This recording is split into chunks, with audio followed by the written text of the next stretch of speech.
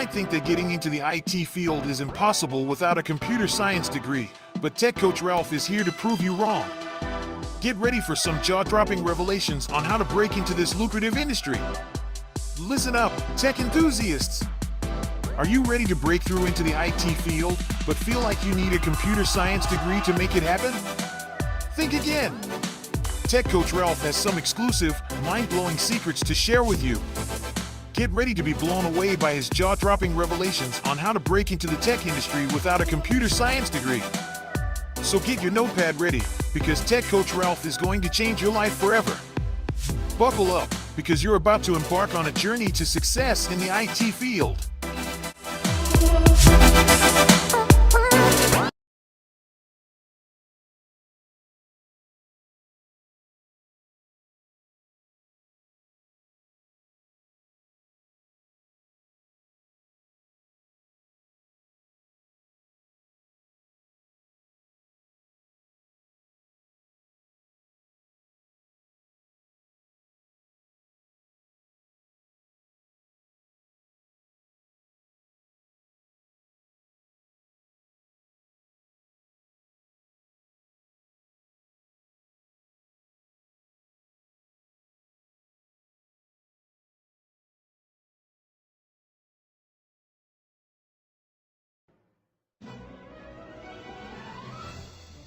Ray, what do you want to do tonight? The same thing we do every night, Pinky. Try to take over the world.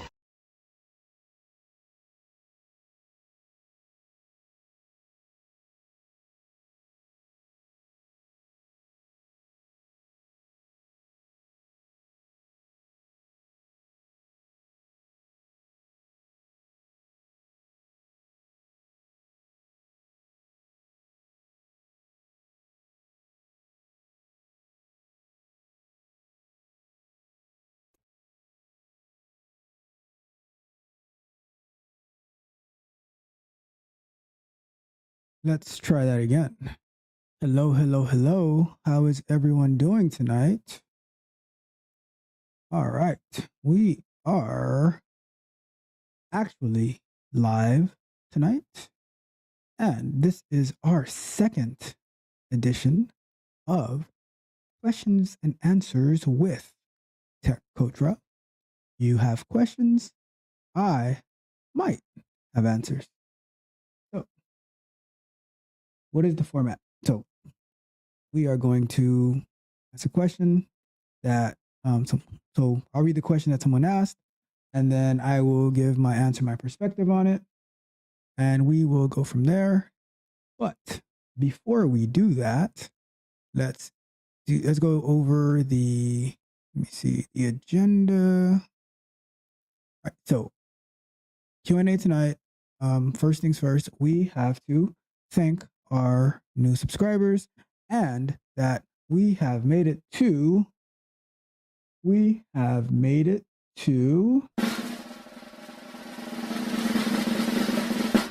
50 subscribers today. Right before the show started, we got to 50. So that's awesome. Thank you for finding value in the work that I am doing. One more for the 50 ball. All right. So, wanted to thank everyone and to remind of the live show schedule. We have our Sunday afternoons, which have been software explorations, but mainly focused on, lately it's been a little bit more infrastructure related, DevOps type related. We've been working through AWS and configuring Selenium Wire with Docker. And this Sunday, we will push that forward to getting Selenium Wire to work on the AWS device farm. And Tuesday, those are Sunday afternoons. Tuesday nights, right now, we are doing Q&A, where you can ask me any question. Questions in the chat get priority, but if not, I have my questions that I've sourced that I will be answering for you, because you may find it helpful. You might have the same questions, but you didn't even know yet. Or maybe you have that question in the future, and then I can answer that question for you. So whatever it is that you need. And then we have Thursday nights, which also have been software explorations, bit more on the coding software side of it. But that, like I've been saying, that might be changing a little bit soon. But I'll keep you posted on. We're still gonna have Thursday nights now. Don't get me wrong. We will still have Thursday nights, but it might be software explorations to a different tune. But we'll see. I will let you know, of course. And then we have okay. So that is our live show schedule. Our pre-recorded schedule release is this is the official. Like there's tons of content that's always coming out, but this is the official, like what you can always count on. We have our Monday candid conversations where I share some insight from a 15-year QA engineer. I've been doing this for a very long time, senior QA engineer. We have Wednesdays, which is like a software exploration breakdown guide walkthrough of some sort. So tomorrow we have getting started in Python. So that'll be releasing. So look out for that. And then Fridays, my favorite release is the Bug Bite, where we go over different industry-related software bugs that have bitten companies in a pretty harsh way. So look out for that. I have a special one coming out on Friday, so definitely look out for the Bug Bite on Friday. And like I said, we have shorts and additional content that like clips from live streams that are being released throughout the week. So just look out for that. All right. Let me post this message in the chat and then we can keep going. Let's say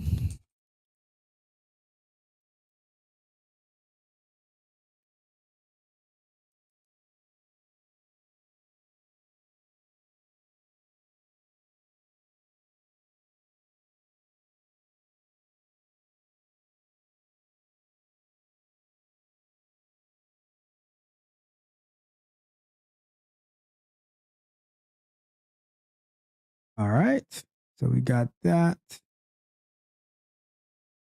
I think I gotta do one thing. Let's fix one thing and then we are good to go. That's right here.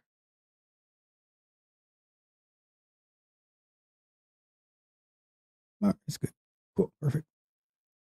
And with that being said,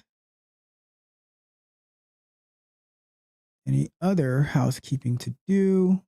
I'm sure there's one that's left. So now the last thing, my request of you is if you find these videos useful or any video that I release, you find it helpful, useful, it is having a positive effect in your life or your career, like the video, share the video with somebody you might find it that might find it useful, and not last but certainly not least, subscribe to the channel, and that way I can see that it is adding value to you, and that leave me a comment, whatever it is, just get in contact with me, and I'm here to help you with anything. So yeah, if you have any questions about like interview preparation, job description reviews, resume reviews, like you need help like getting your resume right, whatever it is, I'm here for you. Leave me a comment, send me an email, ralph@techcoachingwithralph.com, and I will get back to you and we can, help you in. The goal here is to get every subscriber, every viewer to be engineered to win. We don't believe in losing. The only thing I'm addicted to right now is winning. Exactly. We're addicted to winning. So let's keep winning. All right. Okay. So show format for tonight. We're going to set the timer for 5 minutes. That is not 5 minutes, but when you start the timer, it will be 5 minutes. We're going to do it for 5 minutes, and then we are going to read the question. So I'm gonna read the question. Once I get ready to start answering the question, start the timer. We have 5 minutes to answer the question, and hopefully that we are able to get it through. If we run out of 5 minutes, we will hear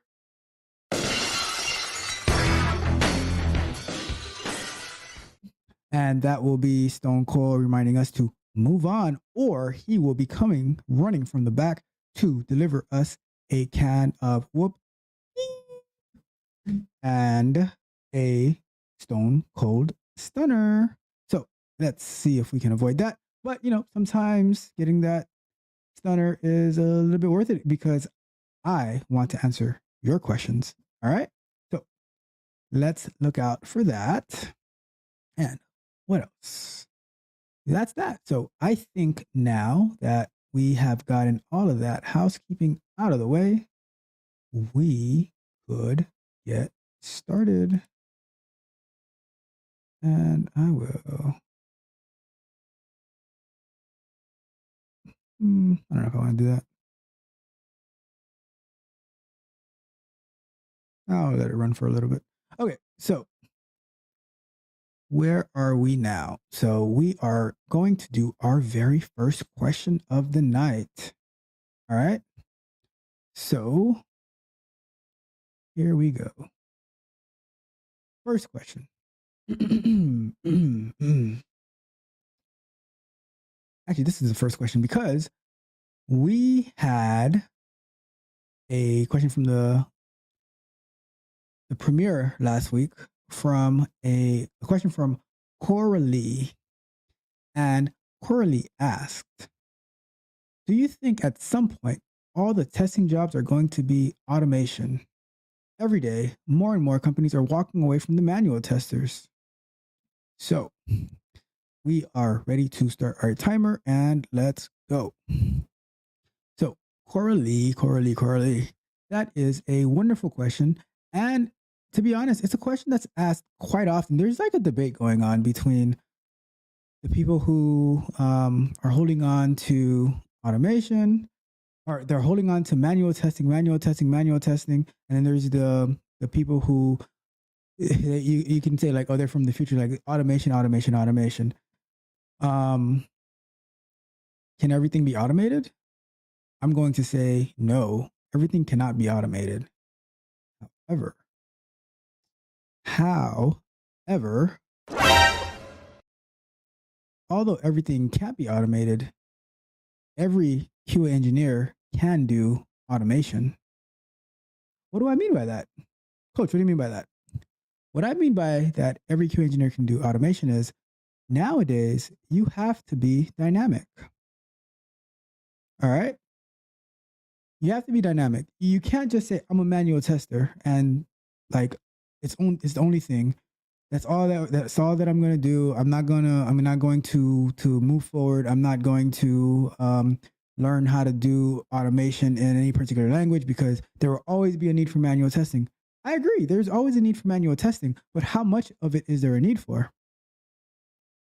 Right? How much of there is there a need for manual testing? To be honest with you, I don't think it's as great as some people make it out to be, because if you can get okay, so by always being a need to manual test, in order to write an automated test, you have to go through the flow manually first. But the question is, how often are you going to be going through that manual flow? Because from my perspective and the work that I've been doing for the automation work I've been doing for the past 12 years, right?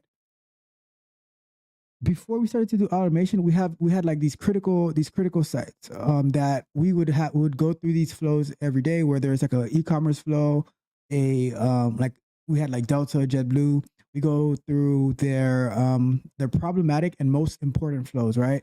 So we'd have to do those. We'd do those manually.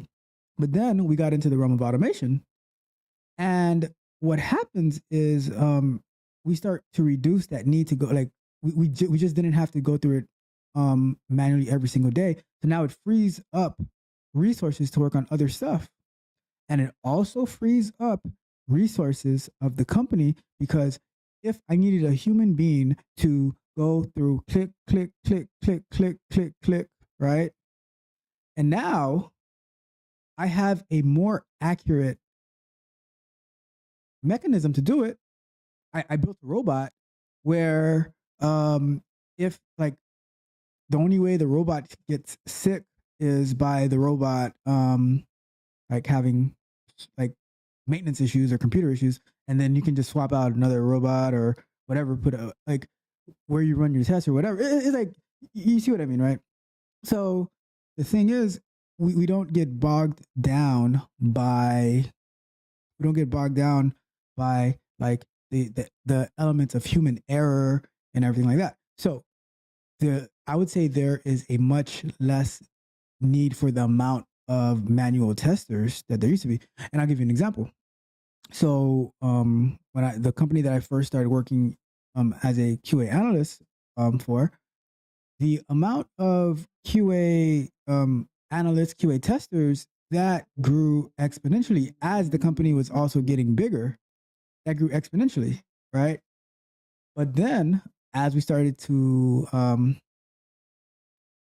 as you know, the economy shifts and everything like that, and we start having a lesser of a need for because we started having introducing automation.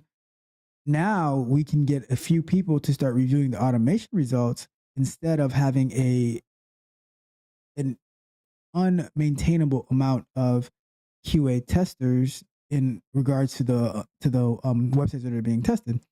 And nowadays, even with that, in companies, the ratio of developers to testers or to QA engineers are low because with the work that the QA is doing, it's an expectation to find ways to automate, and it's not like you just can't sit on your hands and wait for them to say, "Oh, this is ready to be tested," and then I go through this little manual flow, and then I do this, and now okay, it's done. And all right, let's hurry before Stone Cold gets here. All right, so now it's done, and now we're at the point of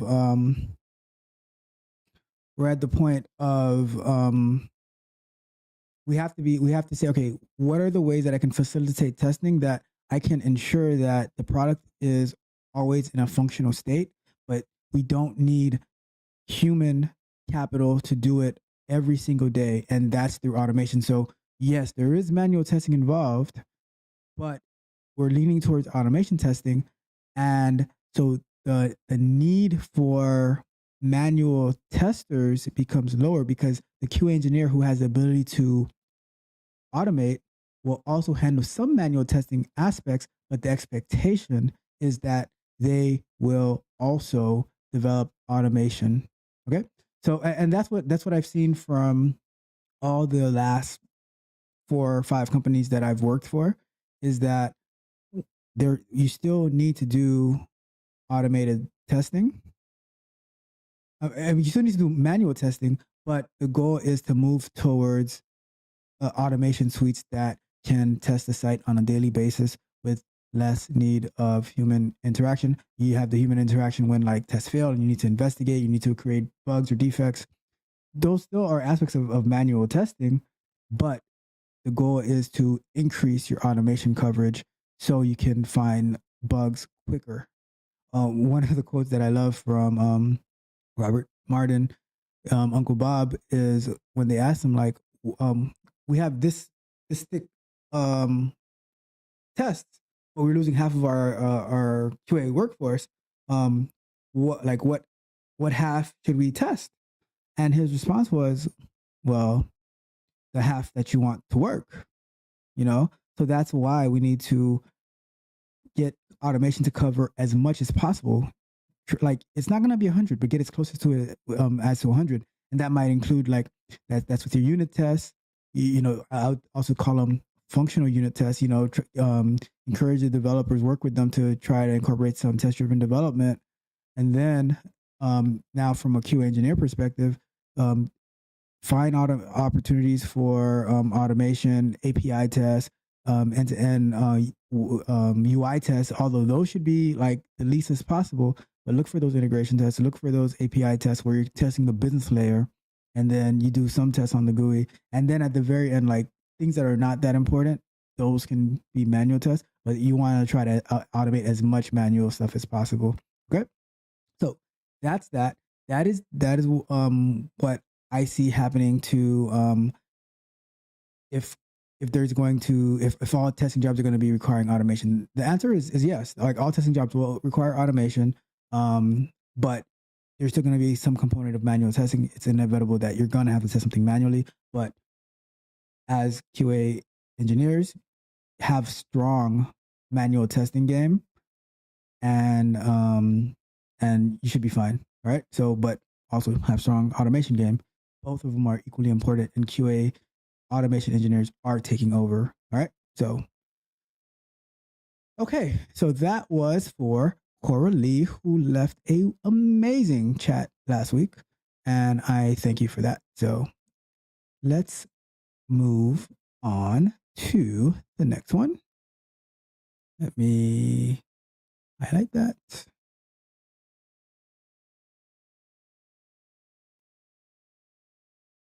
And so this question here might be a little difficult to understand because it seems like they might be referencing something in particular, but I think I can answer a general question because, okay, it seems like they're taking a course, and I think I can give a general answer to their question. So before I get to that question, let me just set something up real quick, and then we are off on our way.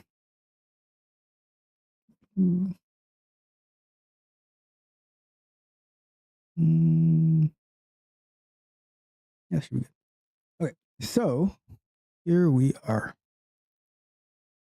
Let's see, one more thing. Un momento.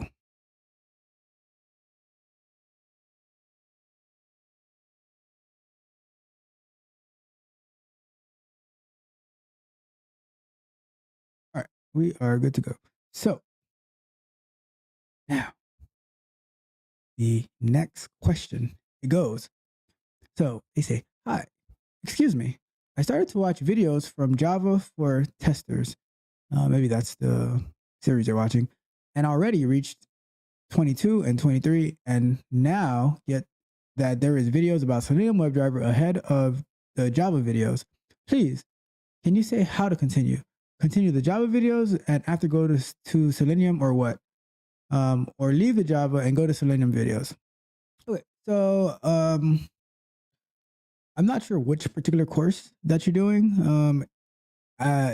I would say it depends on your level. If this is like you've never done any programming, any Java, I would say and not being that I'm not exactly sure like the course that you're taking how it's structured, because sometimes they might start teaching you Selenium and incorporate like Java in that. But I would suggest, if you have absolutely no coding experience, no Java experience, that you would go to skip to the Java videos, right? Learn about the fundamentals of object-oriented programming, learn the fundamentals of Java, the syntax and everything like that. Have them like do the basic hello world, like the first code that you do for any language is like hello world, right? I would say do the hello world. And then once you do the hello world, then you try doing it with passing a parameter into it, where you'd say, hello, my name is, and then you pass the parameter of your name, right? Do something basic, and go through Java, like learn about all the different types and what a class is, and like the different like strings, integers, all that type of good stuff, right? Because you're gonna need it for your like as you learn Selenium. The Selenium is going to Selenium is quite easy to understand because you're just telling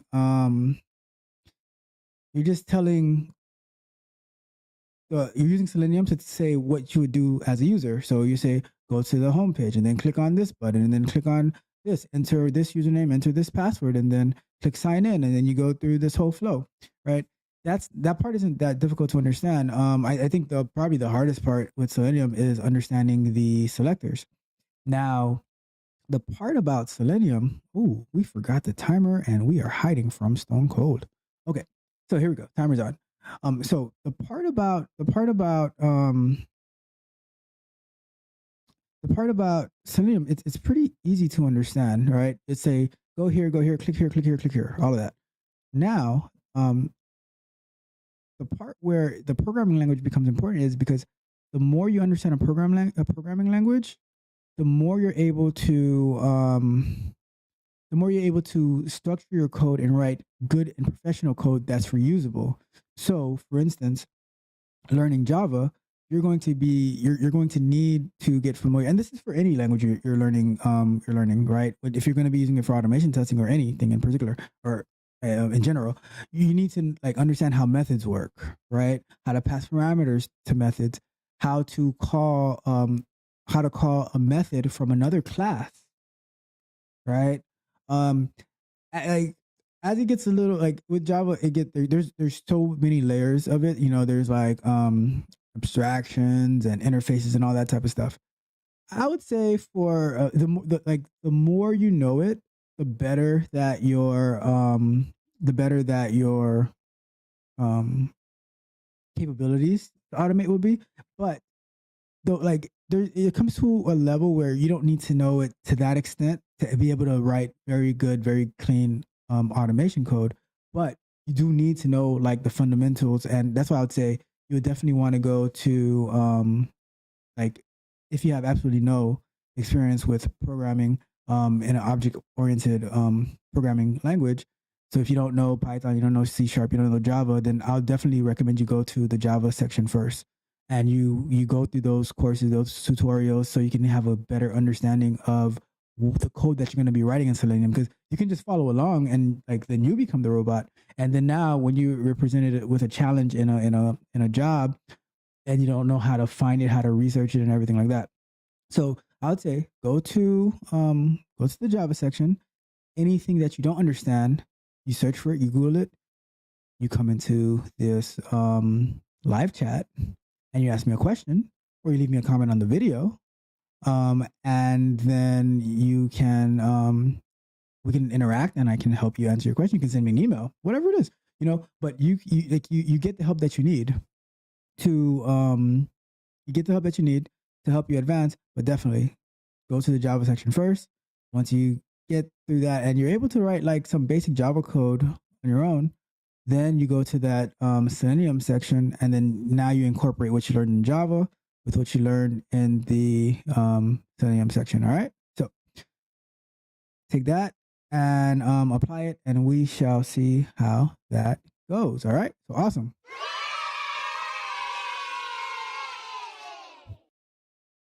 All right, so set the time. Stop.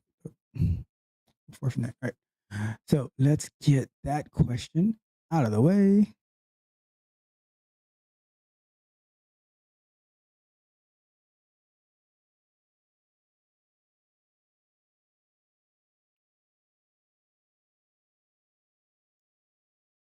All right. Our next question is a very, very interesting one. I've heard some people mention this, but I don't quite understand it very well. But let's see. So the question is, would I be able to pivot best into QA testing through IT support or cybersecurity? Right? So uh, so here's what's this?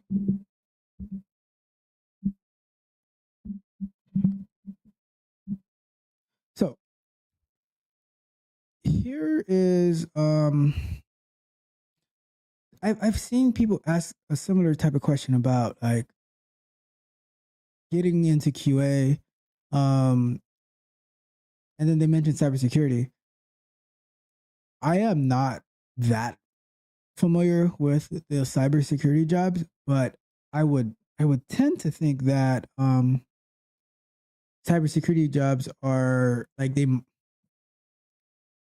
I would tend to think that they are a little above the like some of the QA jobs, but I could be wrong. You know, I mean, if I think about it some more, cybersecurity is it's kind of a form of QA. Although it's totally different in the protocols and the type of testings and security that they do. But I mean, I guess I could consider it to be a type of QA. But I don't know. I don't know if I don't know like I don't know if cybersecurity and QA if I don't know if you're doing like cybersecurity, what I don't know if they're called cybersecurity engineers or what, but if going from that would be to QA would be the right career choice. Um, and I love QA, and I think it's a amazing field to grow in, and the amount of innovation that you can do there. But I'm also I'm also a realist, and I say like you do what's best for you, and to me that's getting into the IT industry and making a career out of that, whichever route you decide to go. Um, so I'd be curious to you know what I might I just got an idea. I just got an idea. Message. I am going to do a breakdown of looking at cybersecurity job descriptions and like what they require, what the pay range is. Like, so you know, like how we've been doing on our live streams. I think it's not starting. So you know how we've been doing on our live streams in our 5 minute breaks where we check out the job postings, and we've been looking at like QA jobs in our past live streams, but um I don't know if I'll do it in a live stream like on one of our breaks, or if I'll do a video dedicated to it. Maybe I'll do a pre-recorded video dedicated to breaking down the cybersecurity jobs, and then maybe on the live stream that we can review some of the job postings like we've been doing with the QA job. So look out for that. I think that'll be a great idea. Now, to answer this particular question, would I be able to pivot best into testing through IT support or cybersecurity? I would say I'm going to put it like this. If you already doing cybersecurity, I don't know if you're going to want to pivot into QA from there. Um, it might be at best a how do they call it? I forgot how they call it, but it's like a when you switch, it's on the same level, like a horizontal shift. It's not you're not like going up. They call it diagonal. I don't know. But I don't know. Through IT support though, that is definitely going like going upwards in your career. I think they call it a lateral shift, right? When you're not going up, like you're going across. So I would say if you're doing IT support, you also get to talk to a lot of the customers and to see like what are the issues that they're having, and you're helping them troubleshoot their issues, which is and I think that's one of the reasons that I was able to get like very strong in QA, because when I first started working, I was working as a tech support representative. So customers would call in about their web hosting issues, and I would talk to them, and I would help them troubleshoot, help them set up their emails, do their DNS configuration so the websites could be able to show up.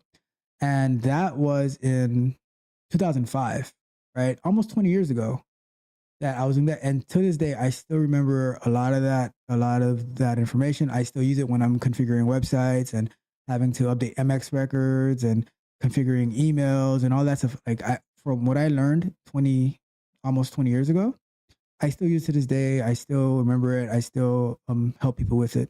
So and that also helps me understand a lot of the things that I work on and a lot of the terminology that's being used in the industry. So I think that if you are doing IT support, then it would help you get into QA. But I also think like if you're doing cybersecurity, it's to get into QA. Like if I'm looking at a resume and I see the person studied cybersecurity and they're going to or they worked in some aspect in the cybersecurity field, and they are going to and they're applying for a QA job, I would probably look at that a little bit with, or I don't know if I'll say a little bit, but I'll probably look at that with a more keen eye on that resume, because they went through cybersecurity, which I think it's a little bit more advanced and involved than tech support. Tech support, you have a lot of interaction with clients, but it only gets to a certain level. You know, there's different levels of IT support and tech support.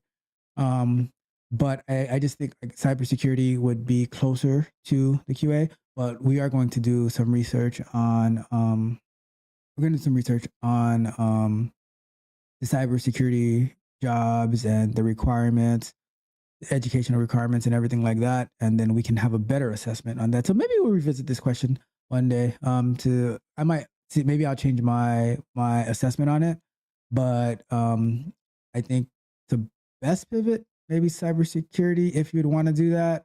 But if you go through IT support, it sets you up on a strong foundation to be able to pivot into QA testing. So hopefully that helps. Hopefully that gives you some sort of guidance in what you want to do. I'm going to mark this question in orange so I can come back to it at a later date because I am not 100% sure about that one. Okay. So that's that. Stop the clock. We made it even though we started it late. All right. This one is a pretty long one. It says, ready to go. So let me see.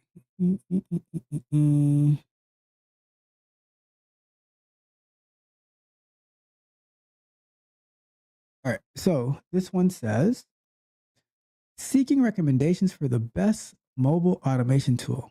All right. That was the subject. And it says, hello, fellow testers.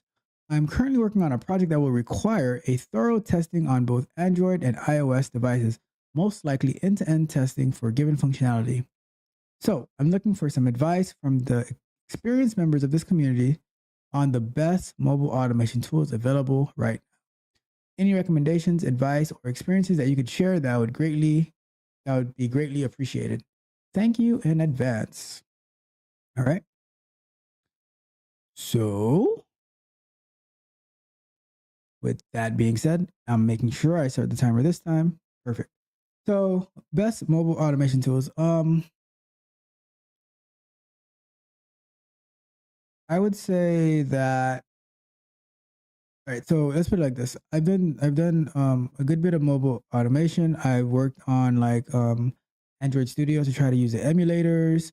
I've worked on automating iOS devices, and and using like the Xcode simulator to do that, as well as plugging in live devices to do automation testing and everything like that, right?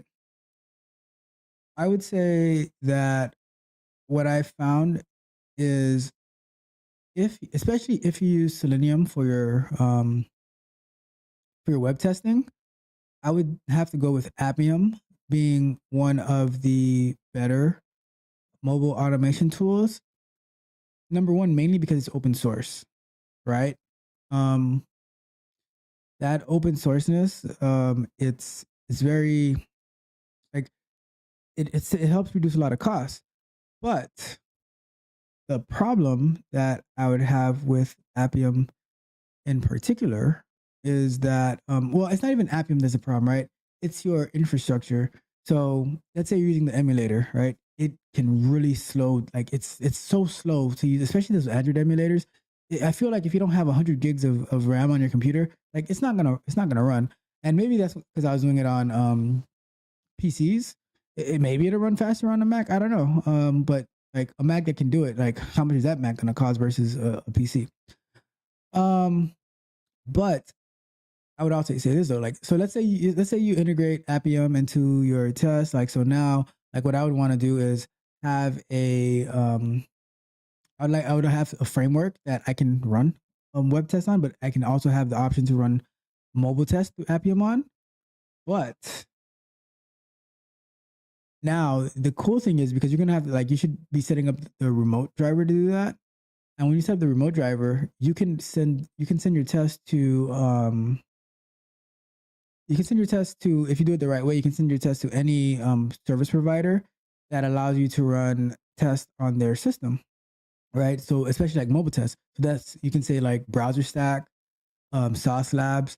Those are great for running automated mobile tests on actual live devices, right? So that's a great tool to use, but the problem is they are very expensive. All right. though, like, they're expensive tools. You know, and a lot of companies, they don't want to fork up $5,000 plus for one license to be able to run tests like one at a time on these devices, and you can't even run them in parallel.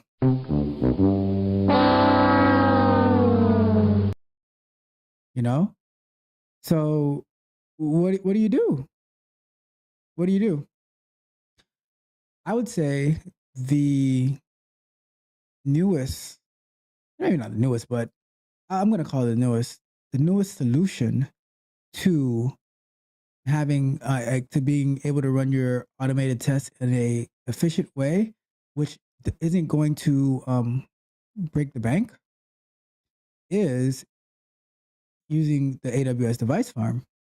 So now you still need to write your test in a way that it can navigate through a mobile. So let's say you get a actual mobile device or an emulator, something to that extent, right? And you write the automated test to be able to run locally on that device through Appium, right? Now, let's say you set up the AWS device farm, which we are going to make a video for that on how to properly configure the AWS device farm, so you can have your automated tests run there instead of running like locally. And that's for like web browser, or that's for or that's to run it on mobile devices, right? But what I'll say is use Appium, use local device to set up your test.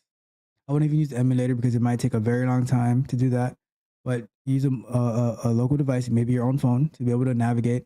And then what you're going to do is you are going to take that test and configure your remote driver to run on the AWS device farm. And then you can say, this is the device that I wanted to use. This is the all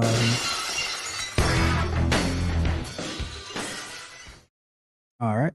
So we'll say this is like I wanted to run on these like iPad, let's say Google Pixel tablet, the new one that's coming out, on an iPhone, Samsung S22, whatever phones that they have available. You say like these are the locations that I wanted to run, and then you can send your device to the farm. And from my understanding, the last time I checked, the AWS device farm is a pay-as-you-go system. So being that it's a pay-as-you-go, you don't have to incur a bunch of costs and everything like that.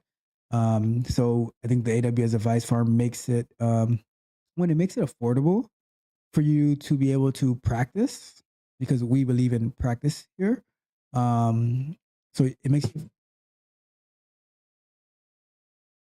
I guess they're getting started for 4th of July already. Look at that.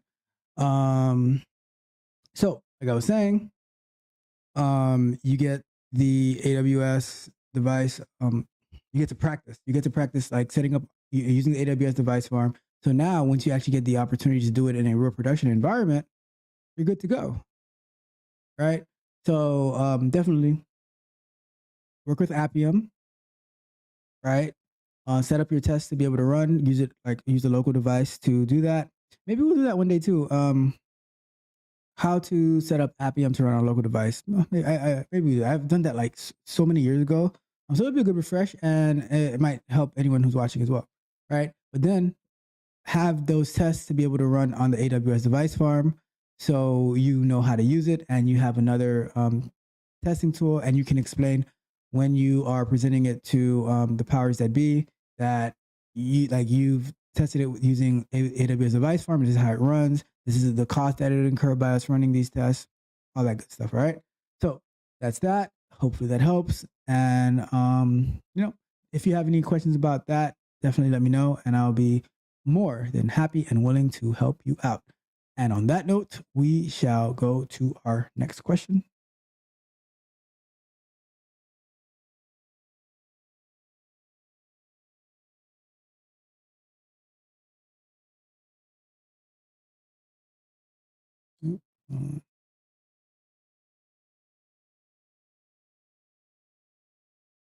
Okie dokie.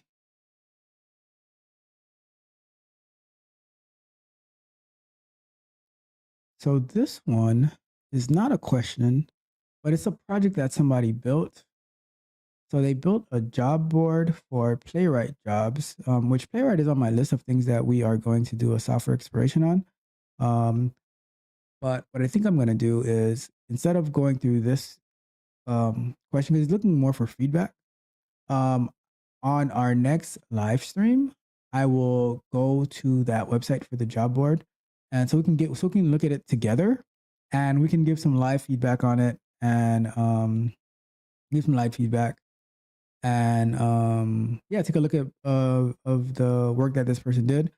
I think that I took a quick look at the site. It looks pretty good. But yeah, we'll take a look at the jobs, and definitely do want to get into playwright. So I just have to find the time to do it. So I'm going to put that in a different color so we can know to get back to that one.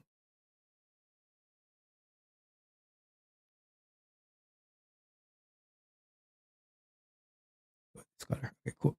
So let's move on. All right. This question says, let's do it like that. Manual to automation testing. Has anyone switched from manual to automation QA? If yes, please share your roadmap and pro tips to someone who is a complete beginner in this transition. Questions like how to start, which language is preferable, Java or Python, most widely used and in-demand framework to learn, which YouTube/Google resources to refer, challenges and difficulties faced while learning and interviewing process. All right, I'm going to leave this right here so we can go through each question. I think we might need a little more than 5 minutes for this, but we're going to make lemonade with lemons. So let's give our timer a go. And let's see. All right. So has anyone switched from manual to automation QA? I think that almost everyone who is in automation QA, who they switched from manual QA. You need to have your start somewhere. You don't just come straight out of the gate doing automation QA. And to add to that, like I was answering Coralie's question earlier, even as doing automation, there is still a strong component of manual testing involved. I'll put it like this, right? If you are not a strong manual tester, and by manual testing, what I mean is, I don't mean that you're able to follow a list of test cases and stuff like that, but if you can't properly analyze a project and come up with a testing strategy, come up with what testing scenarios that you need, all of those are not components of automation testing. Automation testing is mainly just writing code that's going to navigate through a website. It's not that serious. See, that's like writing automated tests is not, I repeat, it's not just writing automated tests. No. That is not what QA engineering is. What QA engineering is providing testing solutions. It's preventing problems before they happen. It's pushing your team in a direction to be QA minded and not just development driven, where it's like, oh, we just develop and we deploy, we develop and we deploy. No, it's how do we reduce the chances of having bugs in production? Message. And not only having bugs in production, it's how do we, like, after you write your code and you push it and everything, how is it, like, how do we reduce the chance of, oh, found a bug here, oh, found a bug here, oh, this bug is fixed, now that I can get to the next step, oh, just found another bug. No, we can't work that way. This is why we miss our sprint goals and everything like that, is because we are not working together. And I think it's essential, I'm going to repeat that, it's essential for the QA engineer to train their software engineers or their developers or whatever it is that they're working with, whoever they're working with, to have a QA mindset while they're developing. So, and that way we can produce great quality software. That's our goal as Q engineers, because our number one mission is to protect our customers, but right behind it is to protect our company. And how do we do that? We do that by we instill quality into the mindsets of everybody we come in contact with. Okay? So I'm going to say again, everyone who does automation QA started in manual QA, and they still do manual QA. Just they found a way to reduce that level of manual QA. All right. So pro tips and the roadmap. So I would say how to start.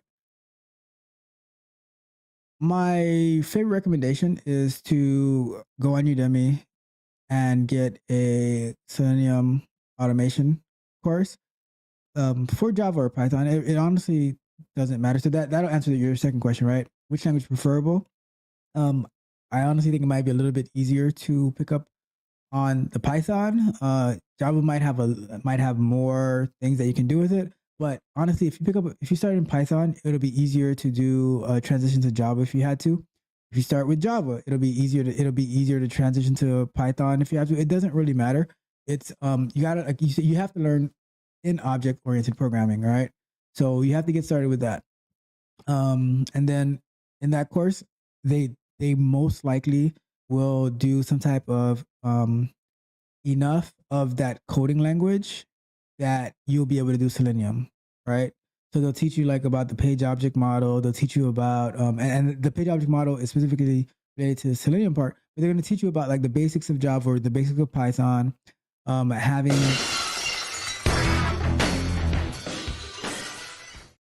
So it's going to have the basics of like whatever you need from Java, like your strings, your integers, all that good stuff that give you those basics that you can be able to write automated tests. It'll teach you through the page object model. It'll show you how to find selectors.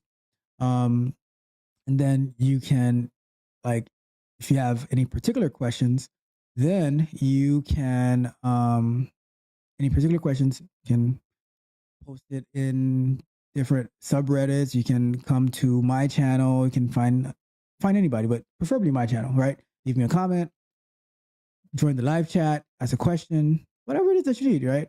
And I'll be here for you. Okay. So so that's how to start, right? Start taking a course, and then also as you're learning through that course, start automating.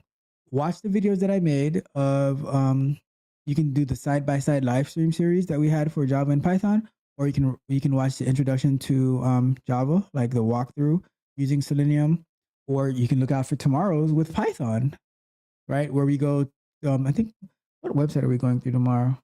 I want to say DoorDash. I think it's DoorDash I use for Python, right? And you can see like how I went through automating the DoorDash website using Python and Selenium. Okay. Most widely used and in-demand framework to learn. By framework, I'm not 100% sure what you're referring to, but I would say in general, if you're going the Java route, you would use you'd want to use Maven, TestNG, Selenium, of course. Use the WebDriver manager. All of that I have in the video, right? For Java. And then for Python, you'd probably want to do so Selenium. I'd also use the WebDriver manager for Python. I would use maybe PyTest, or to get started, I'd probably use PyTest or just use the basic unit test that they have in there. But all of that would be all of that would go through in the course, right? Which YouTube or Google resources to refer to? Okay, I would say Tech Coach Ralph, Tech Coach Ralph, Tech Coach Ralph, Tech Coach Ralph, Tech Coach Ralph, right? Those are the resources that you need on YouTube. All right, there you go. So that's that answer. And like I said, using Udemy as well. All right, challenges and difficulties faced while learning and interviewing process.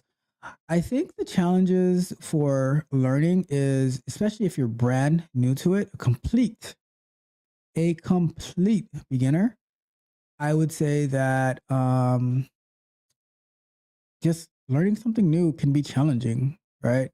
Um, I remember when I first started doing Brazilian Jiu Jitsu, I had absolutely no idea what I was doing. I was just listening to what the instructor said, and I would do that, or what the professor said, and I'll do that. And and then as I started to get a little more comfortable and starting to have a feel for what I was doing, I would start, studying and seeing, like, practicing more just so I can get a better understanding. So when learning anything new, it's like a baby learning to walk. You're gonna fall over and over again, but at some point you're gonna be able to take that first step, the second step, and then you're gonna be off and running all around the house, and no one can catch you. And you're gonna look back and smile, and you're going to say, "Wow, this was all worth it in the end." All right. So that's that. I would say that's how you would that would be like the best way to get started. But if anyone is looking for a more detailed, personalized route on how to go from manual QA to automation QA, leave me a comment or send me an email, Ralph@techcoachingwithralph.com, and I will be sure to get back to you. All right. So that's that. Let's take a look in the chat because we have our friend of the channel, Melissa, who has a question for us. And she says, so a QA engineer helps you prevent a problem, right? So what's the difference between a manual QA? So all QAs, all QAs are there to help prevent problems. I mean, everybody at the company should be helping to prevent a problem, right? But it's special, especially on the QA side of it, right? Now the when I say that the QA engineer is there to help prevent a problem, what I mean by that is the way that they go about it, the strategy that they do it by is they're very involved in the development process, and they're not reactive to problems. They're proactive and in searching for it, right? They are very involved with the developers, giving suggestions, giving ideas, starting the testing process as early as possible. Testing is not only something is there and I need to quote unquote like check if it works. It's while that thing is being created, what can I instill in the mind of those creating it so they can also have a QA engineer mindset? Although they might not be QA engineers, they can have the mindset of a QA engineer in all the work that they do. So they care just as much as quality as they care just as much as quality as you do, right? Now the difference between a manual QA is the manual QA person, they don't have the same type of tools that a QA engineer does, because a QA engineer, I'm going to say, if you don't have automation in your toolbox, then you're not a QA engineer. All right. You need to be able to come up with solutions as a QA engineer, and you need to be able to implement those solutions. So like when you see us going into Amazon Web Services and configuring EC2 instances and configure EC2 instances, using Docker and all that type of stuff, that is so we can facilitate testing, right? We make it easier. We have the right infrastructure in place. When you see us going through using Selenium wire, so we can be able to capture the requests and the responses, that those network calls. When you see us using Python or Java to, let's say, automate the Uber Eats site, to see, like, to make sure that the flow of ordering some food works, or ordering a Uber car delivery, or let's say booking a ticket. All of those things, all those things are to help facilitate, and that way we can have repetitive automation tests that individual human being does not have to, like, sit in front of the computer and click here and click here and click here.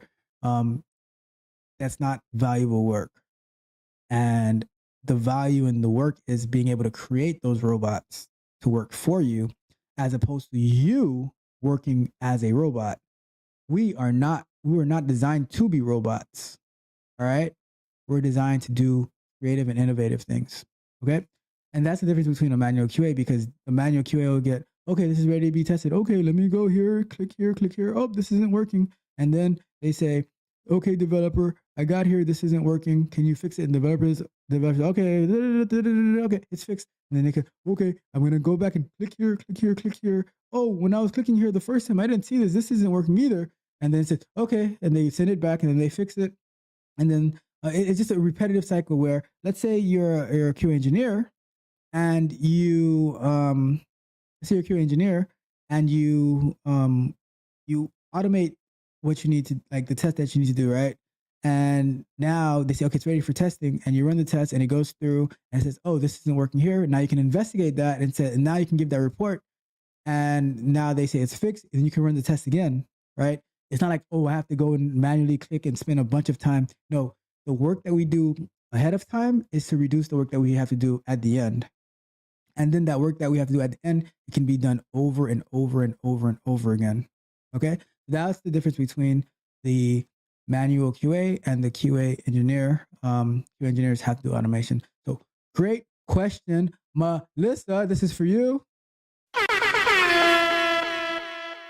Our best friend of the show thus far, of the channel. Thank you so much for the question. And she had one more comment. She said, we need Tech Coach Ralph, and I need you guys too.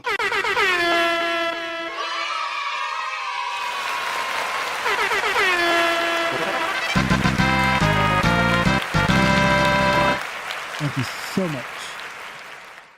You guys are the best. Okay. So, let's see. How many questions do we have left? Let's do that. All right.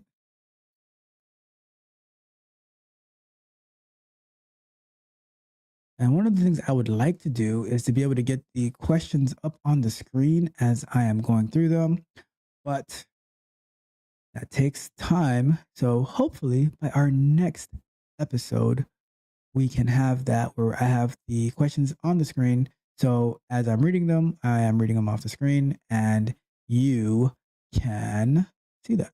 So, all right, let's see what's next.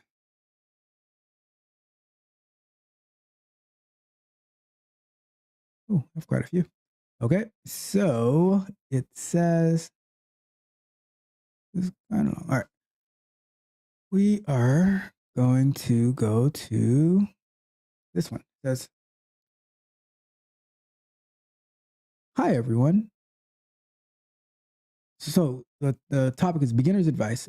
This might be similar to the previous one, but if it is, I will just box it in with that one or address, like, the differences, and then we'll move on. So it says, hi, everyone. I'm just after a bit of advice from people who are rather deep into their software testing abilities and careers. I am in full-time work in construction. I am looking to change careers, and my plan was to learn code, but a friend of mine in recruitment suggested I begin with software testing. I have just signed up for a site called Allison, which has a few courses related to software testing. I understand the need for a ISTQB, but just wanted to ask for a bit of guidance, really, the routes many of you took, etc., to get where you are today. It's all a new experience for me. So just after some advice from people who have been where I am at this stage. Appreciate any feedback given. All right, so this one's a little different actually, so we can address this, okay?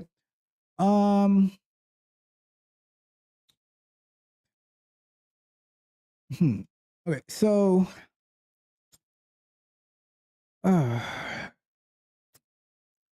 this is a tough one, right? Why is it tough? Because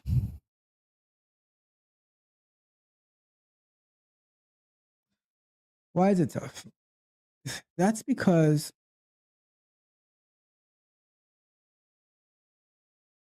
I think as you get, I think we make it more difficult on ourselves, and this goes back to the candid conversations video that I released about this goes back to the candid conversations video I released about not having the right plans.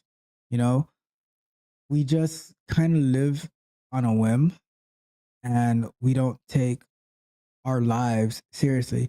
It's even interesting because I just released a short about how we can be so focused on planning our vacations, but we don't plan our lives. And that's a quote by Jim Rohn, right? And I love that quote because it's so true. Like I hear so many people talking about, oh, I want to go to Dubai or I want to go to Toledo and all this stuff, but they don't have like, it's like they work their menial jobs so they can go and waste all that money on a vacation. They're running to a vacation from a vacation that they live already, right? That's a different topic, neither here nor there, right? The reason that I brought that up though is because now that transition, although it's definitely possible, you can make any switch. It's so much harder because why should somebody pick you who's looking to make a career change over the person who's been doing it for a very long time and they're looking like they were looking to advance their career in the very beginning?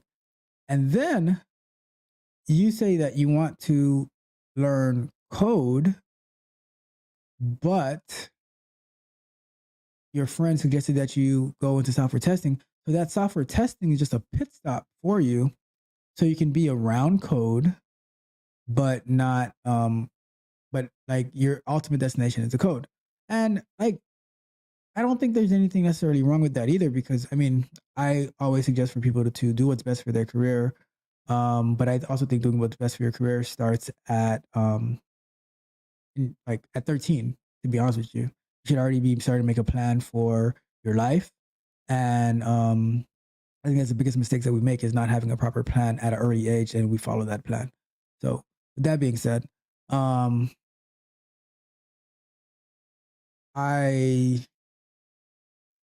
so you mentioned in the question, you understand the need for ISTQB. Honestly, I think that's BS.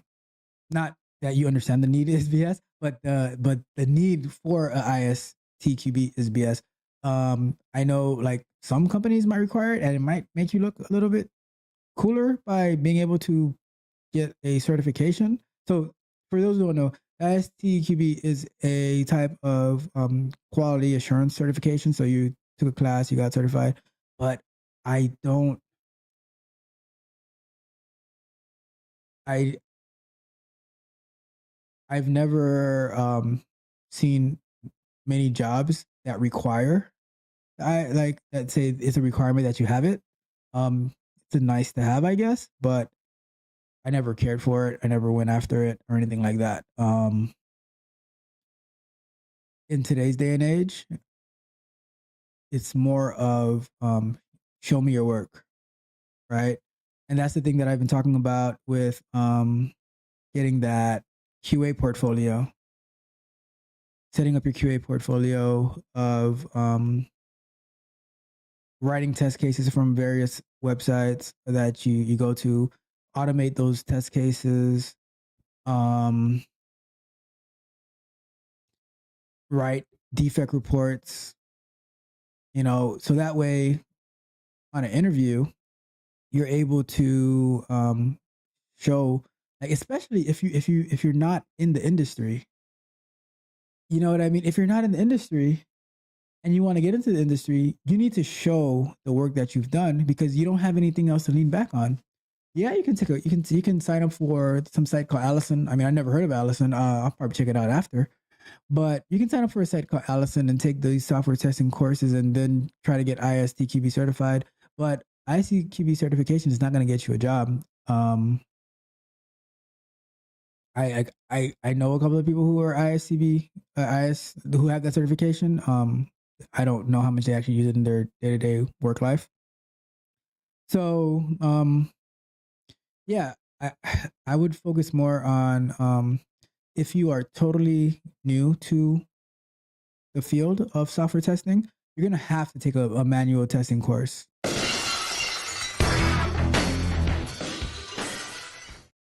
Next week, I am banning Stone Cold from the show. No more Stone Cold for a week, at least. I am going to have a different thing to let us know that it is time to move on to the next question. But for this question in particular, I would say that you have to start off with manual testing. It's impossible that you go straight into QA because you don't have the foundation of testing. So you need to understand what is a different type of test, the unit test, the black box testing, the white box testing, the regression testing, the smoke testing, the retesting. You need to be able to understand all of those. You need to be able to understand how to read the requirements, how to write test cases, how to identify testing scenarios, how to create test plans. And those are the foundations that they're going to teach you as part of manual testing. It's not necessarily manual testing, but it's a part of it because that's manual work that you have to do. You can't automate that work. And that's why I keep going back to the original question from before.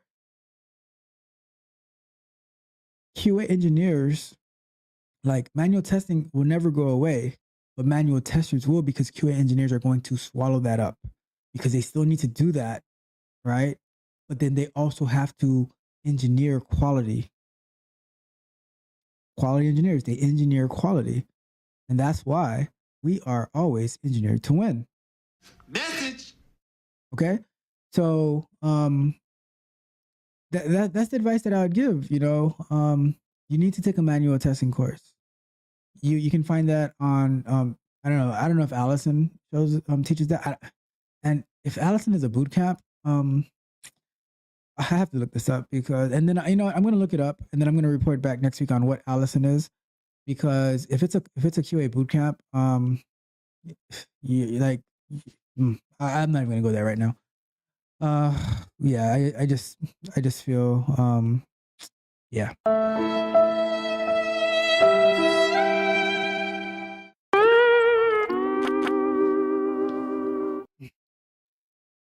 Tell me how you really feel about QA boot camps, Coach Ruff. So, yeah, you need to learn manual testing, and then once you have a strong foundation on your manual testing game, then you can move to more in-depth software testing. But that's the foundation. Then you can start getting into automation testing if you stay around that long. Because say you want to learn code, actually, like, I'm not even that I'm not interested in being a software engineer or developer for a particular company. Maybe like learn it and develop stuff for myself. But I really enjoy the QA aspect when working for a corporation. So that's that. I will check out Allison and I will report back next week on that. But for the time being, we shall move on. And we are moving on to our show's best friend, Melissa, with another comment in the chat. Always for Melissa. All right. So a QA engineer is more like creating robots to work for them. So the manual QA is a robot working with every single thing on the test, right? Yeah, that's a good description. There's more to it though, because the QA engineer, they do manual as well, but they also, I would say, like, the number one thing that the QA engineer is looking to do is the things that need to be done manually. How can they do it in an like how to reduce what needs to be done manually, right? So that's why they're always looking to create like the robots. When I say a robot, I mean automated tests, right? Where you say, okay, go here, go here, go here, go here, and you run it on a schedule. So like for instance, in all the companies that I worked for, we would run automated tests like maybe at 2 o'clock in the morning, depending on how long it takes to run. I remember when I got deep into API testing, I was running about 1,000 API tests, and they were scheduled to run like 7 a.m., like close to before I got to the office, and they'd probably take like 15 minutes to run. And it was maybe about 40 of them were happy path positive scenarios, and then the rest were like negative test scenarios, right? So and that's what I mean by robot. So we can create the API test, we can create the UI based test with Selenium.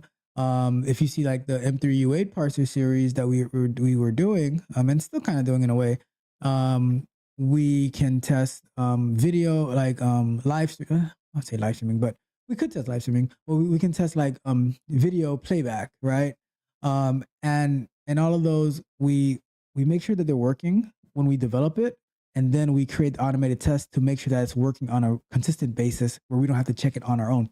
It's the times that we have to go check it is when something is not working. When we get a notification that's saying that something broke, that's when we go in there and we have to investigate and see, is it really broken, or did something change, or did it like not work right at that particular time, but it's actually working.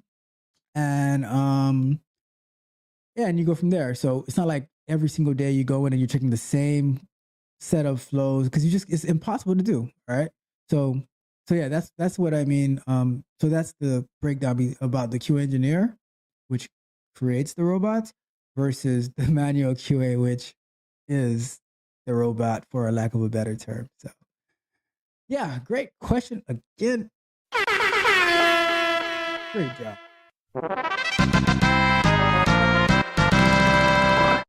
All right. So, another one.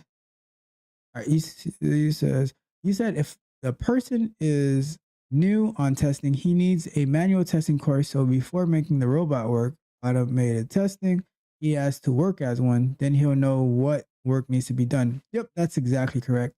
That's exactly correct. You need to have the foundation, and that's the part about learning how to walk. If you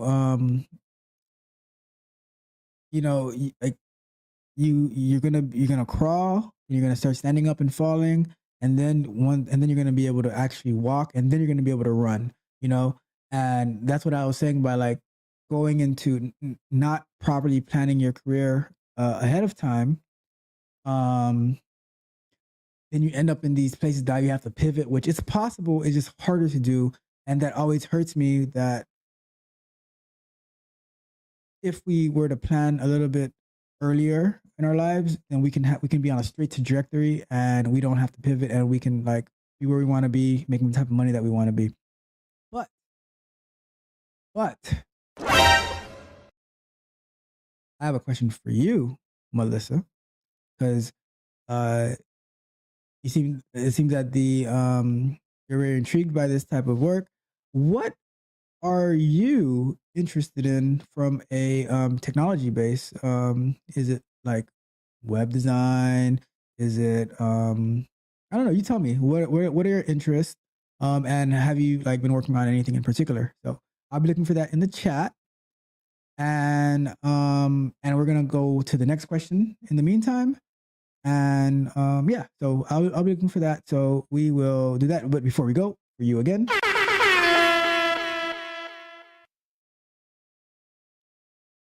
All right. So the next question is,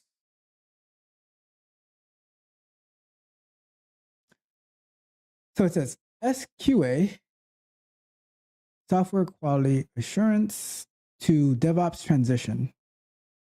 Hello, everyone. I'm a SQA professional and I'm interested in transitioning to a DevOps role. I'm wondering if anyone here has made a similar transition and could share what tools and programming language they had to learn in order to upskill, and what was most challenging part of the transition. Any advice or tips would be greatly appreciated.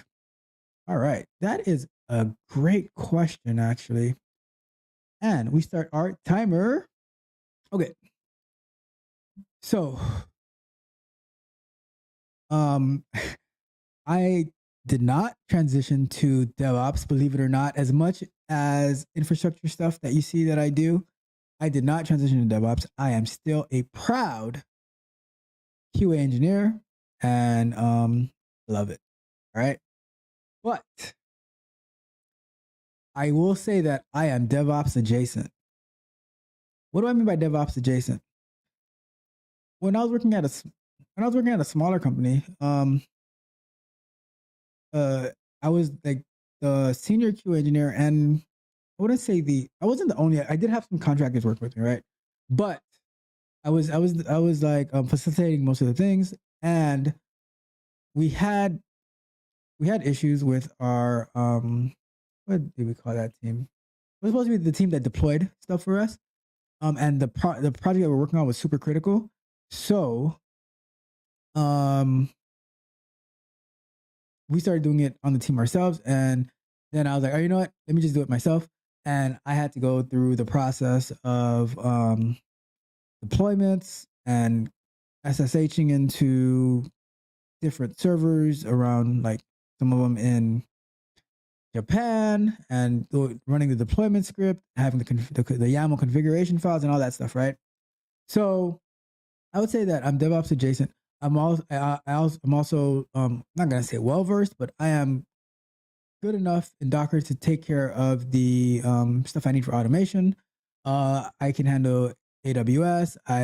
One of my goals is to be a AWS solutions architect, get that certification. And I just talked about certifications, right? But I do want to get I think that one is very important, right? So, and I work closely with people who do DevOps. The thing is with DevOps, right? Nowadays, and this is something that was inevitable to happen, right? Nowadays, a lot of the DevOps work is being integrated into the software engineering things, right? So, for instance, software engineers will be working on AWS, setting up like Route 53, EC2 instances, like all that infrastructure type work. To me, a lot of the infrastructure work is DevOps type work, but the software engineers are learning it too. So now with the software engineers getting some type of DevOps understanding or training, what does that do to the DevOps position in particular? So now I'm sure that there's companies that they have to separate what the software engineers do between what the DevOps do and the releases and everything like that. But I think that it's going to be trending where the software engineers are the ones who handle most of that, right? I'm trying to think. Maybe they might need the DevOps for like the production environments, and then they let the software engineers and the QA engineers take care of it in the QA and staging environments. That might be it, but I don't know. I don't know how the big of demand that would be. I know back a few years ago there was a high demand for DevOps, but the tools that you would need would so I'll say Docker, of course, Kubernetes. You would need like if you're gonna do DevOps, you gotta be AWS solutions like something, architect, specialist, whatever. But you need to get familiar with AWS. Take a course on AWS to get and here's the thing, right? The AWS platform is huge. It's over like 30 different types of things you can do in there. There's the EC2, there's the Route 53, there's the security groups.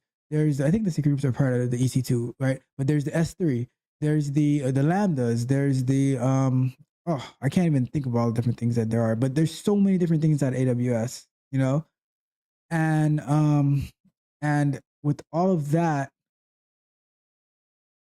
and that's just AWS, right? There's also Google's developer cloud. There's Microsoft Azure. So many. So then, and that's the thing.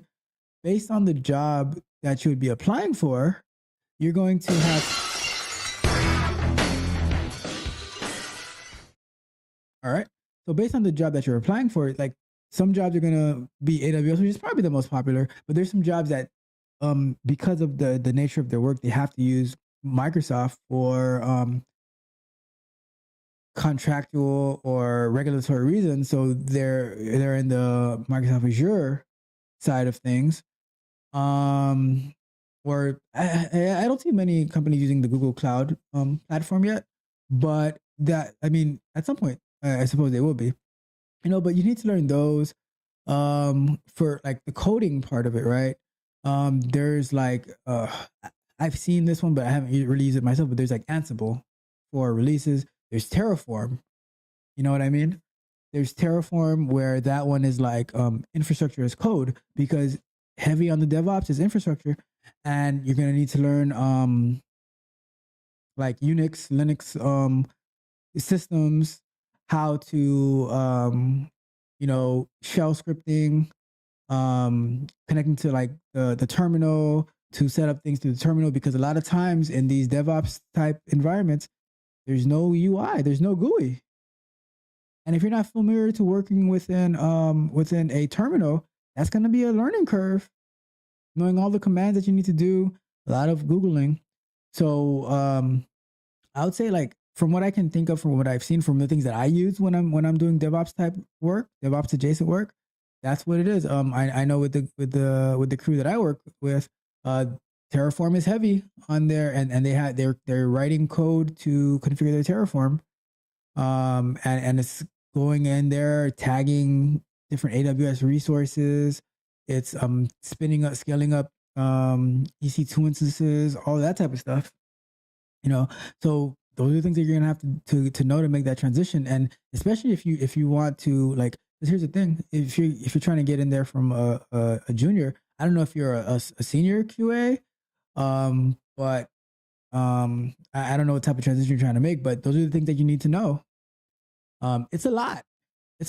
And for me, like, as QA, I've been able to dip and dabble in a lot of those things, but they're enough for me to set up my QA infrastructure for what I need, but it's not to be able to support a whole organization, if you know what I mean. I could learn it, but why would I will learn it, but why would I leave this amazing field of doing QA engineering, where I engineer solutions for my customers and my company and my teammates? Yeah, so that's my answer to that. I think it's definitely possible transition. I'm going to add to the list as well to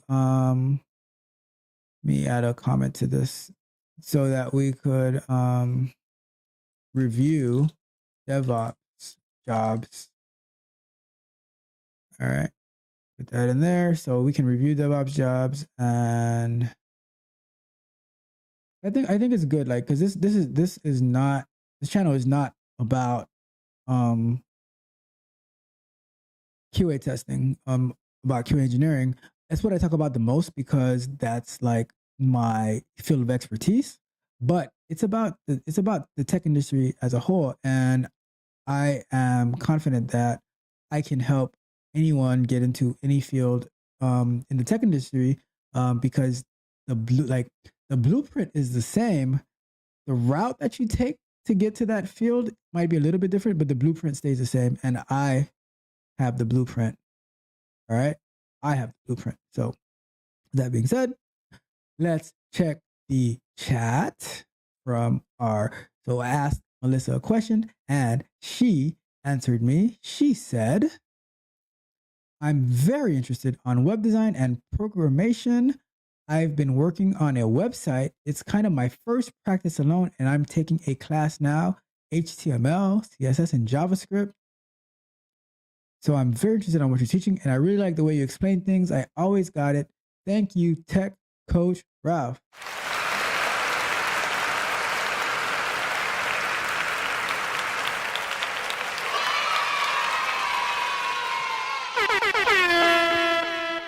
It is my pleasure to be here with you to make sure that, if I remember correctly, you're 17 years old, so you are in a perfect position to learn and to take your life and your career in whatever direction that you want. I think you are in the perfect situation by at this young age already, like working on your first practice project alone, working on HTML, CSS, and JavaScript. You are 100,000 miles ahead of what I call your competition. So good for you. Very proud of you.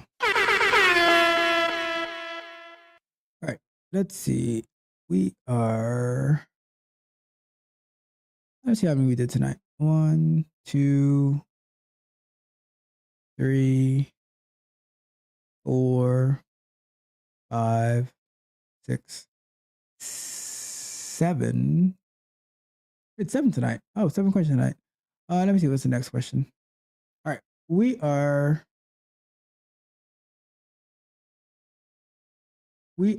going to do one more. One more for tonight. All right. Let's do one more for tonight. Let's see which one we're going to do.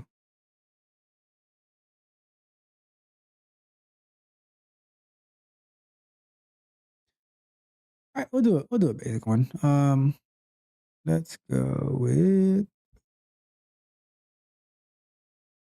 Okay, so this one says, tech interview help. I'm a software development engineer and test with experience in Java and Selenium WebDriver. Having said that, I have only been at one company who taught me everything I know. I started as a quality manager and they trained me to be an SDET, software development and test, software development engineer and test. I'm interviewing for SDET role with a new company who uses JavaScript, TypeScript, and Playwright. They also use Mocha and Chai. And for those who don't know, Mocha and Chai are testing frameworks for JavaScript. JavaScript code. I've seen it mostly on like front end type full stack development sides of things. Okay, so he continues, or she. This is what they told me they'd be doing, or this is what they told me they'd be going over in the interview. You will help the interviewers debug and troubleshoot old JavaScript code. You will be debugging the code, testing in Mocha, Chai, and optimizing existing code. So now the question comes. Okay. Let me see. All right. The question comes. Does this mean I'll be optimizing old code like as a software engineer or optimizing old test case code? I feel like being trained at one company and only knowing how to do things made it confusing when learning new languages, tools, and processes. Help! All right. We have a situation here. Yeah. What is that situation? So, the situation that we're facing is when someone is under the expectation that it's their company's responsibility to grow their career.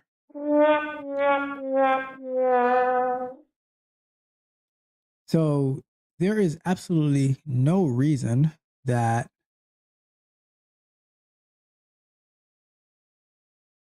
you, okay, from the very beginning, there's absolutely no reason that one company taught you everything that you know. Was there any research done in the things that you were learning to see there are other ways to do this? How does this work? I mean, I'm happy that you have experience in Java and Selenium WebDriver, but it goes so much further than that, right? Like, what is that experience like? So here's the truth of what I think is happening here as well. Your company, in looking for a title to give you, they like, because I don't know how long you've been there, but let's say you got you were a quality manager, and then they were looking, okay, he's doing automation, and we need a title for him, because I kind of went through the same thing. When I was a QA analyst, and then I started doing the automation. We had to come up with a title for the position of the work I'd be doing, and eventually we settled on QA automation engineer, right? And it seems like in your company, they settled on software development engineer and test. The problem is, did they give you the wrong title? Because if a software development engineer and test is no different than a software development engineer in production code, right? You need to have the same levels of software development, but your focus is on facilitating testing infrastructure, while theirs is the actual production code, right? But it's not. It's still okay. Let's put it like the software development engineer. They might be structuring how the unit tests are going to be ran, and providing insight and guidance to that. They might be making like the framework, the automated framework that the testers are going to be using, and so they're incorporating Mocha and Chai and JavaScript, TypeScript, Playwright, all that stuff, right? But it seems that what your company that taught you everything that you know, unfortunately, they really trained you to be a QA engineer, coming from a quality manager, so who had no development experience. It sounds like you're more of a QA engineer, which there is absolutely nothing wrong with that.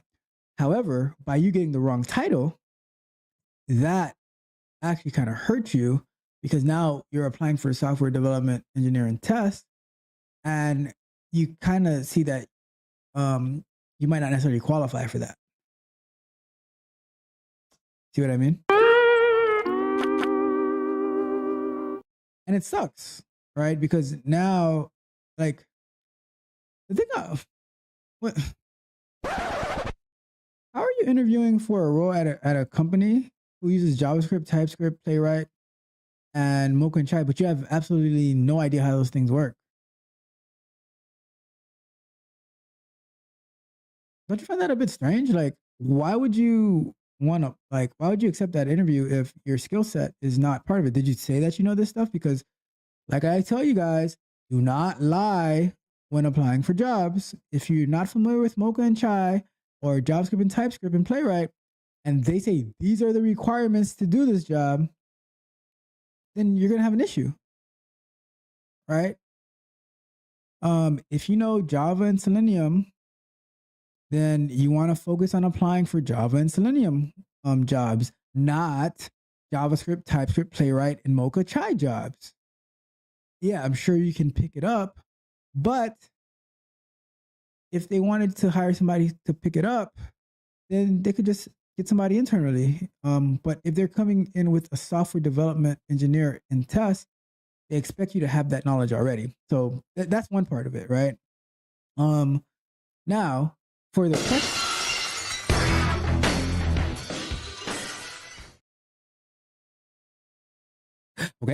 for the question of what you would be doing, does that mean you'll be optimizing old code like a software engineer? I think so, because like I was saying, the SDET is a software engineer. They just focus more on test code and like testing infrastructure and framework than the software developers who would be focused more on the production type code, like building the products. You're building out our testing framework, right? So I think you would be optimizing old code, like you're going to be going debugging and troubleshooting like JavaScript code, because from what I'm reading here, they're expecting a pretty much a JavaScript expert who's familiar with testing JavaScript code. Because here's the thing, like from what I've seen from a lot of the courses that I've taken, they don't really teach you about the testing parts. So like, let's say the full stack development course that I took, right? They show you how to do the full stack development, but they don't show you anything about the testing libraries like the Mocha, the Chai, all that stuff, right? So so it looks like they're looking for a software developer who specializes in testing these frameworks or testing with these frameworks. And I would say that you would also be optimizing old test cases as well to say, okay, how can you, what would you do with this? This one isn't working. How can we get it to work? So old JavaScript code that you'd be reviewing with the interviewers. So this isn't working. As a software developer, development engineer and test, how, like, what's wrong with it? How can you get it to work? Right. Yeah. So that's the situation that you're in. And I feel like being trained at one company and only knowing how to do things made it confusing when learning new languages, tools, and processes. Yeah. This is what I was talking about earlier. I don't think you did the work, the work to better yourself. I think you relied too much on your company, and that hurt you. And now you're seeing the hurt that it caused because they gave you the wrong title and you accepted the wrong title, right? I'm not putting it on the company. I'm actually putting it on you. You're accountable for the titles that you have and for the job that you take and for your learning. They taught you what they needed you to do. You didn't learn what you needed to learn for yourself. So then that's the situation that you're in. But nothing is too late. I would say might be too late for this particular job. As you're like, from what you're saying, you don't seem to be qualified for it. But I mean, I guess you can go through the interview and see what happens. But and I always think like this is tough because you don't seem qualified for this particular interview, but interviewing on the grand scheme of things is good when you're looking for a job. But it does seem like if the interview is going to be a waste of time because you're not going to know what you're talking about and you're going to be BSing them through everything they ask you, it might make things worse, I guess. But I don't know. I don't know what to tell you about that. Okay. I think we are good for tonight. I have some more questions that we can continue with next week. Same bat time, same bat place. This has been an amazing night. And I want to thank our friend of the show again, Melissa keep doing what you're doing. You are on the right track. You are going to go far. The sky is the limit for you.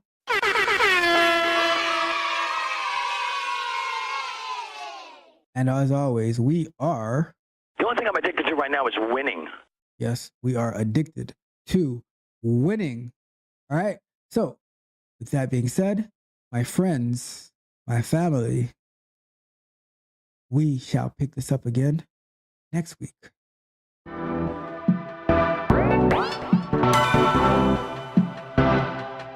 You might think that getting into the IT field is impossible without a computer science degree, but Tech Coach Ralph is here to prove you wrong.